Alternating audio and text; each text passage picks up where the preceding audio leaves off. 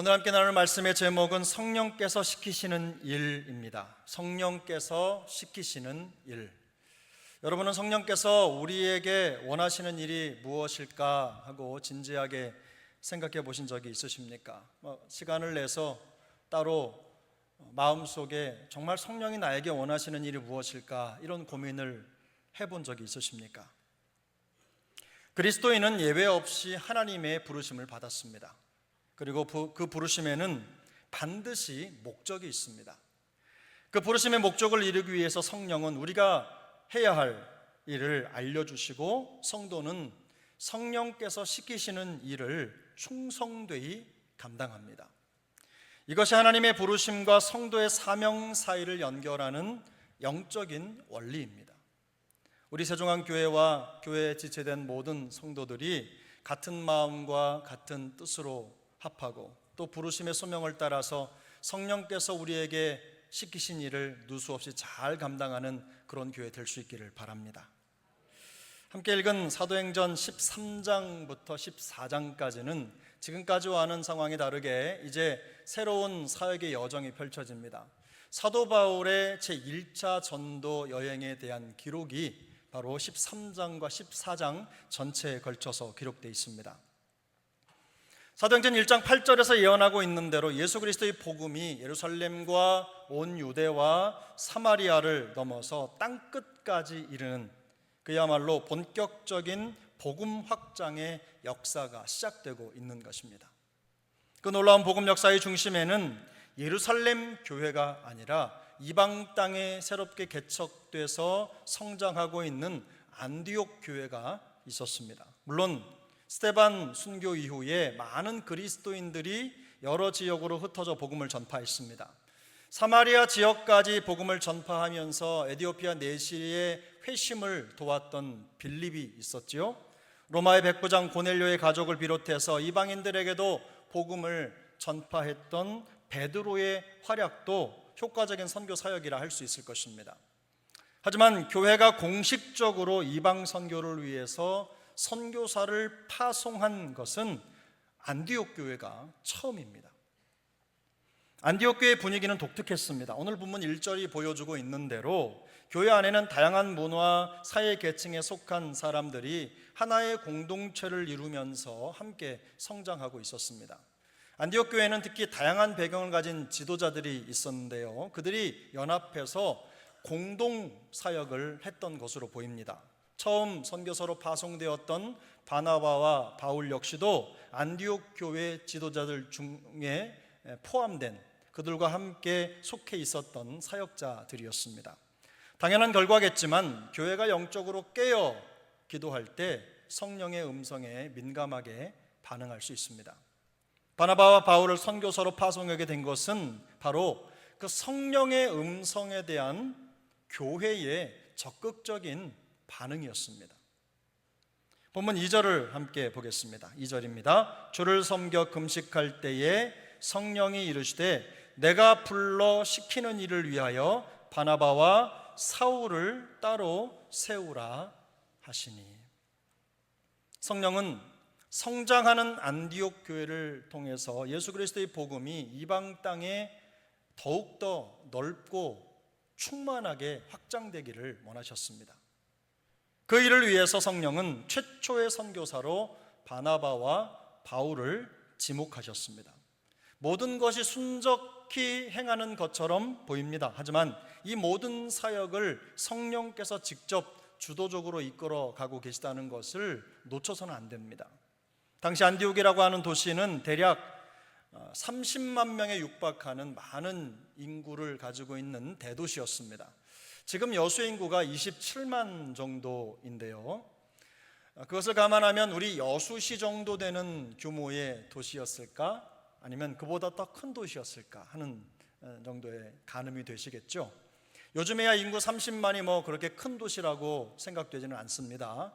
시골의 중소도시 정도 될 것입니다. 하지만 사도 바울이 활동하던 고대 시대에는 30만이 함께하는 도시라고 하면요, 요즘으로 말해서는 서울특별시 정도 되는 큰 도시입니다. 엄청나게 큰 도시라고 할 수가 있습니다. 항구 도시의 상업과 무역이 발달하고 수많은 사람들이 그곳에 와서 거주해 살면서 자기의 생활 터전을 이루었던 것입니다. 요즘으로 말하면 젊은 도시인 거예요. 활발하게 움직이고 있는 도시죠.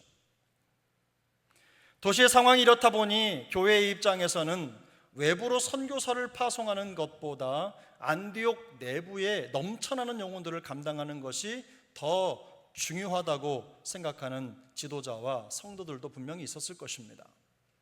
어디에나 현실적인 사람들이 있게 마련입니다. 우선 교회가 안정되고 성장해서 어느 정도 자리를 잡으면 그때 선교를 해도 되지 않겠냐. 급한 것도 아닌데 나중에 해도 늦지 않다라고 생각할 수 있습니다. 우리 문제가 산적한데 그 일을 제쳐두고 선교의 구제에 헌신할 수 있느냐.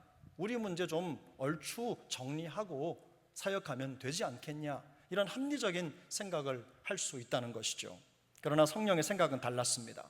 성령은 성장하는 안디옥 교회가 땅끝까지 이르러 내 증인이 되라라고 하는 이 주님의 명령에 지체 없이 순종하여 동참하기를 원하셨습니다.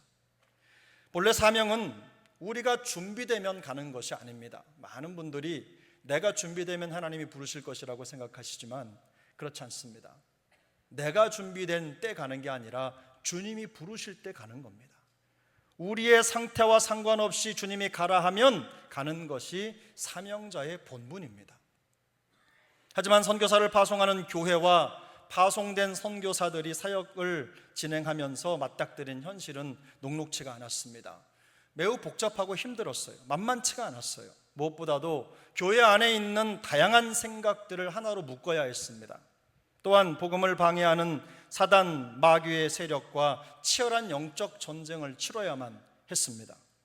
이러한 초기 선교의 과정이 성공적으로 이루어지기 위해서는 무엇보다도 성령의 강권적인 인도하심이 필요했던 것입니다. 그리고 선교에 동력하도록 부름받은 교회와 성도들 역시도 성령의 요구에 민감하고도 기민하게 반응해야 했습니다. 이런 영적 긴장 상황 속에서 선교사에게 동참하는 교회와 성도들에게 성령께서 원하신 것이 있습니다. 그 원하신 것 중에 첫 번째가 바로 이겁니다. 성령께서는 교회가 예수 복음으로 온전히 하나가 되기를 원하십니다. 성령께서는 교회가 예수 복음으로 온전히 한 몸을 이루기를 원하십니다. 본문 1절을 함께 보겠습니다. 본문 1절입니다. 함께 읽습니다. 안디옥 교회에 선지자들과 교사들이 있으니 곧 바나바와 니게르라 하는 시므온과 구레네 사람 루기오와 분봉왕 헤롯의 젖동생 마나엔과 및 사울이라. 아멘. 이것은 단순히 안디옥 교회를 이끌어가던 지도자들의 이름을 그냥 순서적으로 나열한 것이 아닙니다. 다양한 배경을 가진 사람들이 예수 그리스도의 복음 안에서 완전히 하나 된 교회를 이루고 있다는 사실을 우리에게 보여주고 있는 것입니다. 바나바는 전직이 성전의 제사장이었던 구브로 출신 레위인이었습니다. 니게르라 하는 시므온은 아프리카계 후손으로 알려져 있습니다. 이 니게르라고 하는 말이 검다라는 뜻을 가지고 있는 말이기 때문입니다. 구레네 사람 루기오라고 하는 표현은 이 사람이 북아프리카 출신이라는 것을 알려주는 것입니다. 구레네라고 하는 도시가 지금의 북아프리카에 있는 연안 해안 도시이기 때문입니다. 헤롯의 젖동생 마나에는 로마의 귀족 출신이었습니다. 여기에 이름난 바리새인 랍비 가말리엘 밑에서 교육을 받고 한때 교회의 박해자였던 다소 출신 사울이 안디옥 교회의 지도자로 합류하고 있었습니다. 출신도 이력도 다양한 사람들입니다. 서로 다른 인종, 다른 국적, 다른 사회 계층과 다른 정치적 배경의 사람들이 같은 교회의 지도자로 함께 섬기고 있는 것입니다. 다양하면서도 연합된 교회의 지도자들이 함께 금식하면서 기도하고 충성되이 교회를 섬길 때 성령께서 그들에게 찾아오셨어요. 그리고 그들에게 아주 중요한 지시를 내리셨습니다. 믿음은 달라도 한 성령의 음성을 듣고 반응했던 것입니다. 사실 이것은 가히 혁명적인 일입니다. 민족은 민족끼리, 신분은 신분끼리 나뉘고 분열하는 것이 일반적인 상황입니다. 그런데 이런 상황 속에서 달라도 너무 다른 사람들이 함께 하나님의 공동체를, 하나의 공동체를, 교회 공동체를 이루고 있다는 사실 자체가 기적인 것입니다. 안디옥 교회는 그야말로 예수 그리스도의 복음을 통해 이루어진 하나님 나라의 모습을 그대로 보여주는 미리보기였어요. 살아있는 증거였습니다. 위대한 선교 확장의 역사에서 성령의 첫 번째 사역은 어떤 선교 전략을 제시하는 것이 아니었습니다. 이렇게 선교해라, 선교는 이런 것이다, 선교를 위해서 이렇게 해라, 이런 게 아니에요. 예수 그리스도의 복음을 가진 자들이 성령 안에서 하나의 공동체를 이루게 하시는 것, 이게 바로 성령의 첫 번째 사역이셨습니다. 그리고 이것이 바로 성령께서 우리에게 하라고 시키시는 첫 번째 일이기도 합니다. 갈라디아 3장 28절은 이렇게 말씀합니다. 너희는 유대인이나 헬라인이나 종이나 자유인이나 남자나 여자나 다 그리스도 예수 안에서 하나이니라. 우리 한번 같이 읽어보겠습니다. 너희는 유대인이나 헬라인이나 종이나 자유인이나 남자나 여자나 다 그리스도 예수 안에서 하나이니라. 아멘. 여러분, 이 말씀이 단순히 우리가 읽어낼 수 있는 평범한 말씀이 아닙니다. 사실 이 안에는 놀라운 혁명의 역사가 담겨 있는 거예요. 과거 우리나라가 반상이 뚜렷한 나라였다 보니까 복음이 들어와서 예배를 드릴 때도 양반이 앉는 자리가 따로 있었고 상민 출신들이 앉는 자리가 따로 구분이 되어 있었어요. 양반 출신 기독교인들은 상민과 함께, 소위 말하는, 예전에 아주 우리가 말하는 그런 분들 계시잖아요. 하층 계급분들과 함께 예배 드릴 수 없다고 따지기도 했어요. 그런 일들이 역사 속에 성경의 이 우리나라 한국 교회사에 많이 담겨 있습니다. 당시도 마찬가지입니다. 유대인들은 헬라인을 개나 짐승처럼 생각했어요. 자유인들은 종을 하나의 소유물로 생각했습니다. 남자들은 여자를 소유로 생각했어요. 이런 문화가 지배적인 그 현장에 유대인이나 헬라인이나 종이나 자유인이나 남자나 여자가 다 그리스도 안에서 하나다. 이 말은요, 혁명입니다. 혁명이에요. 거의 기적과도 같은 일인 거예요. 훗날 사도 바울이 갈라디아 성도들을 향해서 외친 복음의 선언입니다.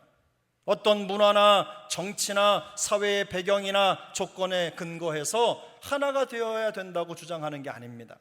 예수 그리스도와 그 복음 안에서 한 몸을 이룬 공동체가 되어야 한다는 말씀을 드리는 것입니다. 그리고 이 복음의 연합이 바로 모든 선교가 흘러나오는 기초요 원천이라는 것입니다. 성경은 바로 그것을 보여주고 있는 거예요. 그래서 사도 바울은 에베소서 2장 14절에서 이렇게 말합니다. 그는 우리의 화평이신지라 둘로 하나를 만드사 원수된 것과 곧 중간에 막힌 담을 자기 육체로 허셨다. 그렇게 말하면서 평안에 매는 줄로 성령이 하나 되게 하신 것을 힘써 지키라고 권면합니다. 교회가 성령으로 하나 되지 못하면 결코 주님이 맡기신 복음 선교 사역을 온전히 감당할 수 없기 때문입니다. 이게 먼저입니다.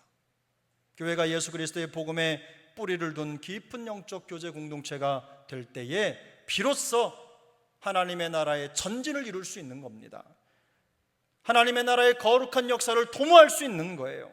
하나님의 강력한 도구가 돼서, 성령의 도구가 돼서 하나님의 나라와 영광을 위해, 복음을 위해 쓰임받게 되는 것입니다.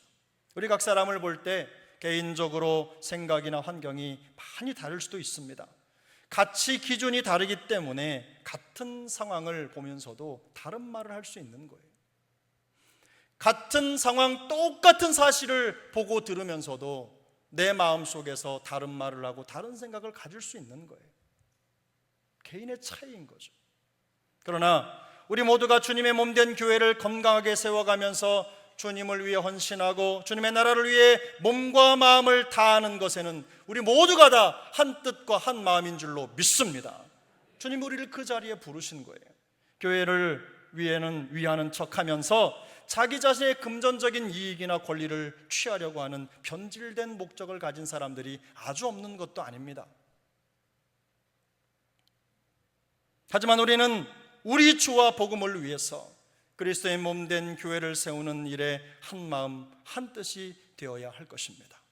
우리 교회가 성령과 말씀으로 온전히 한 몸을 이룰 수 있기를 소망합니다.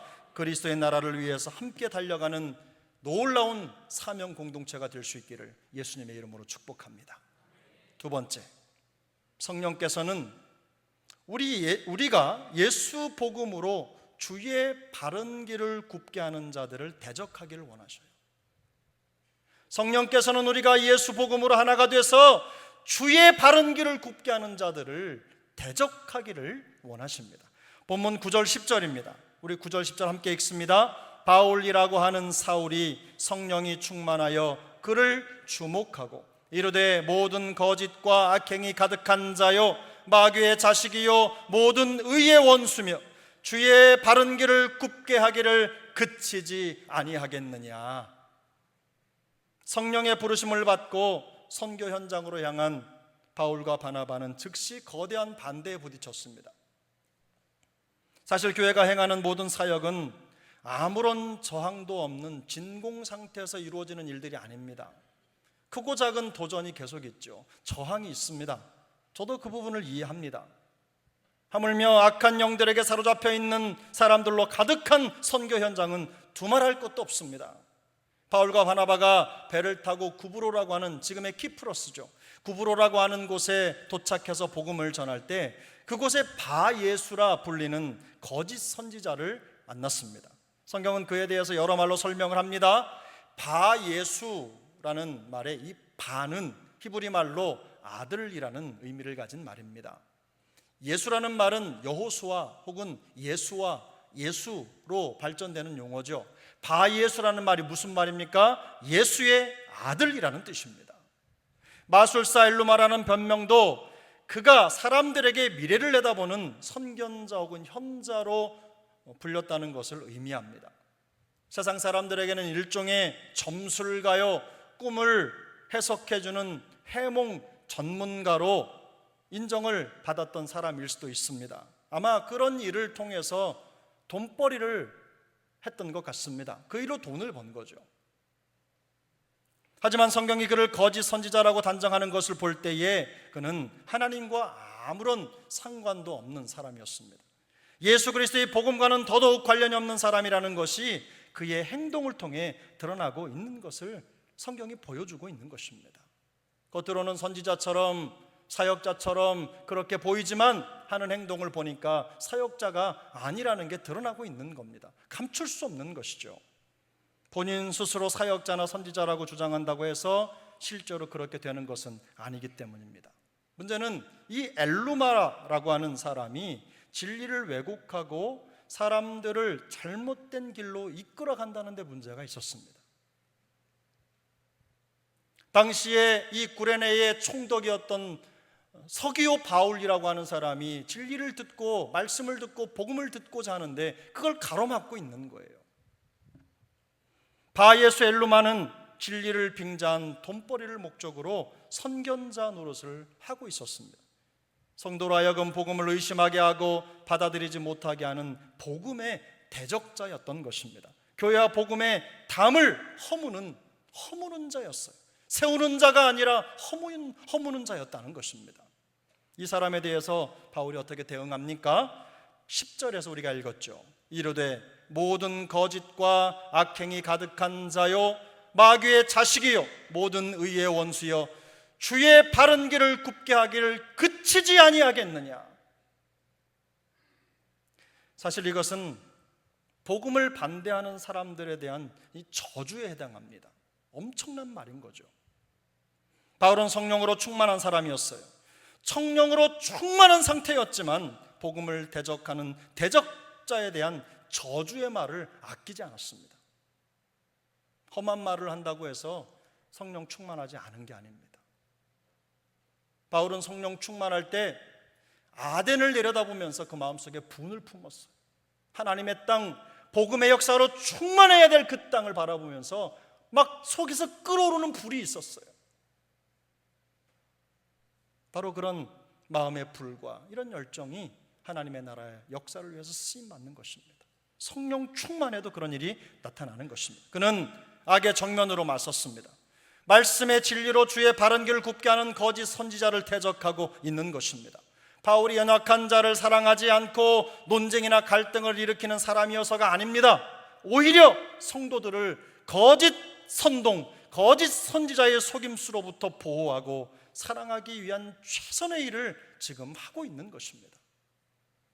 복음의 바른 길을 왜곡하고 굽게 하는 목소리로부터 성도들을 지키려 하고 있는 거예요.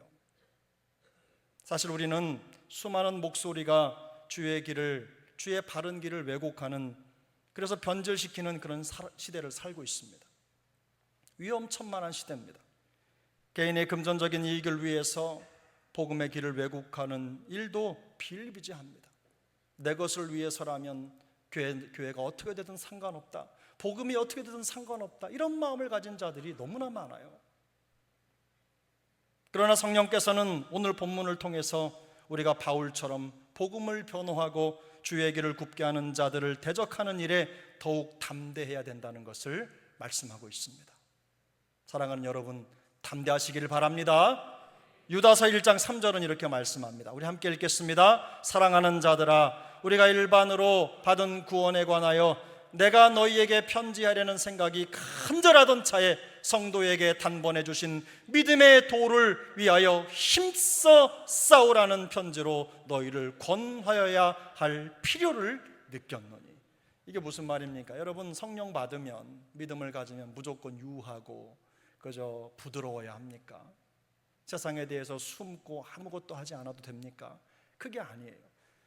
유다서를 기록하고 있는 이 유다의 관점도 그겁니다. 복음을 가지고 있는 사람들이 자기의 믿음의 도를 지키기 위해서 오히려 담대하고 힘있게 싸워야 된다는 겁니다. 그렇게 하지 못하는 성도들을 향해서 마음이 답답해서 지금 편지를 쓰고 있는 거예요. 성경은 말씀합니다. 믿음의 도를 위하여 힘써 싸우라. 요즘 시대는 개인의 권리나 권익 보호라는 탈을 쓴 사람들로부터 성경의 진리와 교회의 순수성이 공격받는 위험천만한 시대입니다. 법이라고 하는 이름으로 교회에 종교의 자유를 탄압합니다. 성경이 말하고 있는 절대 악을 마치 선인 것처럼, 권익을 보호하고 인권을 보호하는 것처럼 포장해서 교회를 공격하는 거예요. 그게 무너지면 성경이 무너지는 것인데, 그게 무너지면 교회가 기둥이 뽑히는 것인데 그걸 모르고 있는 거예요. 그거하고 상관없이 나에게 그냥 괜찮으면, 나와 가까운 사람이면 이라는 생각을 갖고 있는 거예요. 그렇기 때문에 사도 바울처럼 어떤 면에서는 원색적인 저주를 퍼부으면서 싸우면 이게 바로 반대로 법에 걸리게 되는 거죠. 우리가 이렇게 대적할 수는 없을 것입니다. 그래서 어느 때보다도 성령의 지혜를 구해야 하는 것입니다. 분명한 것은 우리가 사랑 안에서 진리를 말하며 성도된 우리에게 주신 믿음의 도를 위하여 힘써 싸우도록 부름받았다는 사실을 기억하시길 바랍니다. 이게 사실이에요. 교회를 무너뜨리는 악행을 서슴지 않으면서도 자신이 옳은 일을 하고 있다는 잘못된 신념에 사로잡힌 사람들, 삐뚤어진 생각을 가지고 있는 사람들, 그래서 주의 바른 길을 굽게 하는 그런 자들을 대적하는 것이 교회와 성도의 사명입니다. 그러므로 복음과 원수된 그런 자들을 대적하기 위해서는요, 우리가 더욱더 예수의 복음과 진리로 무장되어야 하는 것입니다. 이런 부류의 사람들은 웬만해서는 자기 신념을 굽히지 않기 때문입니다. 더욱 성령께 지혜를 구하고 실력을 겸비해야 되겠습니다. 지난주 찬양 예배에서 교훈을 받은 것처럼 사단의 교묘한 속임수에 대비해서 넘어가지 않도록 철저하게 준비하고 우리가 공부해야 될 거예요. 배워야 되는 것입니다. 그런데 오늘 성경에 보니까 한 가지 더 우리가 마음속에 새겨야 될 교훈이 있습니다. 예수의 복음으로 한 몸된 공동체를 이루고 주의 바른 길을 굽게 하는 자들을 효과적으로 대적하기 위해서 우리가 갖추어야 될 요소가 있어요. 자, 오늘 본문 9절입니다. 우리 9절을 한 번 더 읽겠습니다. 바울이라고 하는 사울이 성령이 충만하여 그를 주목하고, 한 번 더 읽습니다. 바울이라고 하는 사울이 성령이 충만하여 그를 주목하고, 이 주목하다라는 말은요, 눈에 힘을 주고 그를 봤다는 겁니다. 그냥 힘없는 눈으로 이렇게 본 게 아니에요. 힘을 주고 그를 노려보듯 지켜봤다는 뜻입니다. 그런데 그 앞에 뭐라고 써 있습니까? 성령이 충만하여. 사울이 성령이 충만해. 바울은 성령이 충만했습니다. 바로 이것이 핵심입니다. 안디옥 교회 연합, 하나됨, 교회의 성장과 부흥, 이 모든 것들, 이런 것들을 이룬 것은 교회가 다양한 관리 프로그램을 가지고 있었기 때문이 아닙니다. 교회가 어떤 과정에서 어떤 조직적으로 시스템으로 잘 교회를 이끌고 있었기 때문이 아닙니다. 그것은 분명 성령의 강권적인 역사를 통해 나타난 열매였어요. 교회가 하나 될 수 있는 비결은 이것밖에 없습니다. 우리가 우리의 생각으로, 우리의 마음으로 하나가 될 수가 없어요. 성령의 인도를 받아야 합니다. 말씀의 지도를 받아야 합니다. 성령의 하나 되게 하심을 붙들고 우리가 설 때 하나 될 수 있는 거예요. 바울이 자신의 지성이나 용기로 거짓 선지자를 대적한 것이 아닙니다.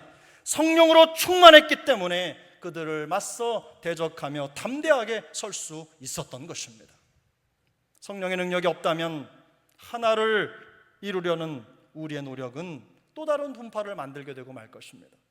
각자의 생각에 따라 사방팔방으로 나뉘고 갈라질 것입니다.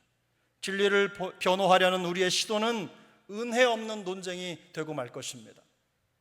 성령께서 우리에게 시키실 일을 완수하기 위해서는요, 그러므로 성도가 먼저 성령 충만해야 하는 것입니다. 사실 성도의 성령 충만은 아무리 강조해도 지나치지 않습니다. 왜냐하면 첫 번째로 성령 충만은 신앙생활과 영적 성숙의 원동력이기 때문입니다. 성령으로 충만할 때 성도는 하나님의 뜻을 분별하고 순종할 능력을 받습니다. 두 번째로 성령 충만은 예수 그리스도의 증인으로서의 삶을 가능하게 하기 때문입니다. 성령 충만 없이는 복음 전파도 할 수 없습니다. 능력이 나타나지도 않습니다. 담대하게 복음을 외칠 수 있는 힘도 없는 것입니다. 신앙의 사명을 온전히 감당할 수 없는 겁니다. 세 번째로 성령 충만은 교회의 공동체의 하나됨을 이루는 원천입니다.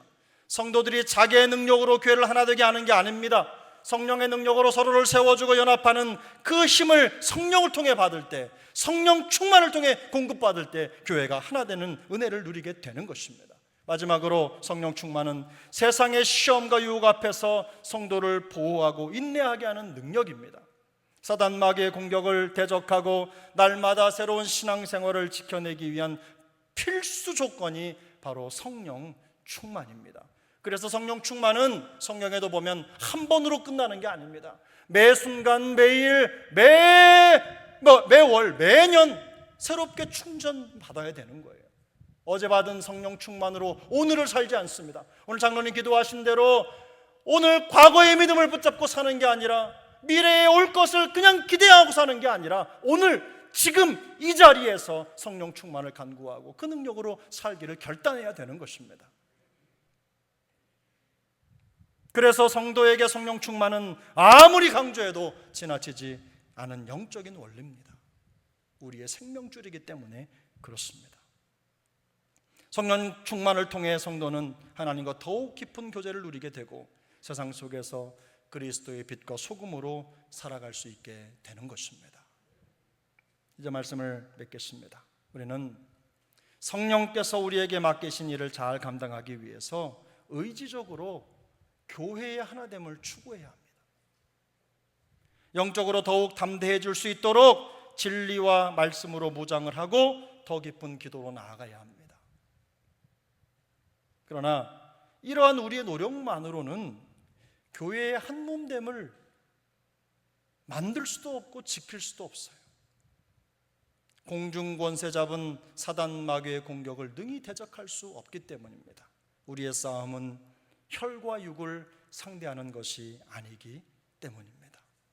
그래서 사도 바울은 에베소서 6장 10절 11절에서 말합니다. 너희가 주 안에서와 그 힘의 능력으로 강건하여지고 마귀의 간계를 능히 대적하기 위하여 하나님의 전신갑주를 입으라. 우리 13절을 같이 읽겠습니다. 에베소서 6장 13절입니다. 그러므로 하나님의 전신갑주를 취하라. 이는 악한 날에 너희가 능히 대적하고 모든 일을 행한 후에 서기 위함이라. 할렐루야. 성령께서 우리에게도 안디옥 교회에 요청하셨던 것과 똑같은 것을 요청하고 계십니다. 우리는 성령과 복음으로 하나 되는 일에 힘써야 될 줄 믿습니다. 교회를 하나 되게 하는 일에 우리가 쓰임받게 되길 바랍니다. 어떤 일로라도 교회를 나누고 분쟁하는데 여러분 협력하지 마시기를 바랍니다. 그런 분들이 계시면 눈에 힘을 주시고 쳐다보세요. 노려보세요. 성령 충만으로 대적하셔야 합니다. 또한 주의 바른 길을 굽게 하는 자들을 대적해야 합니다. 이 일을 위해서 하나님의 전신갑주로 무장되어야 하고 성령의 충만함을 입기 위해서 날마다 힘써야 될 줄로 믿습니다.